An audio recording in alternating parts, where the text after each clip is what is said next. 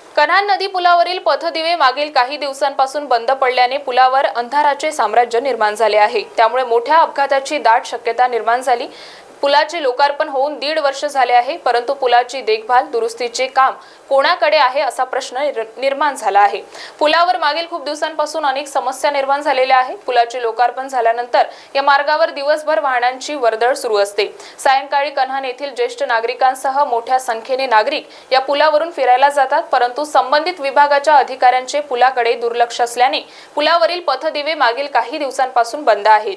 त्यामुळे रात्रीच्या वेळी अंधाराचे साम्राज्य निर्माण झाल्याने पादचारी व वाहन चालकांना मोठा त्रास सहन करावा लागत असून अंधारामुळे पुलावर मोठ्या अपघाताची दाट शक्यता वाढली आहे। नगराध्यक्ष करुणा अष्टनकर यांच्या मते पुलाच्या देखभालीची जबाबदारी राष्ट्रीय महामार्गाची आहे। त्यांनी वीज बिल भरले नाही, त्यामुळे महावितरण कंपनीने वीज खंडित केली आहे। याच कारणावरून पुलावरील पथदिवे काही दिवसांपासून बंद आहे। राष्ट्रीय महामार्ग कन्हान पिंपरी नगर परिषद प्रशासनाने आणि संबंधित विभागाच्या अधिकाऱ्यांनी या गंभीर विषयाकडे लक्ष केंद्रित करून कन्हान नदी पुलावरील बंद पडलेले पथदिवे तात्काळ सुरू करावी अशी मागणी नागरिकांनी केली आहे। महाराष्ट्र टीव्ही 24 साठी ऋषभ बावनकर, कन्हान।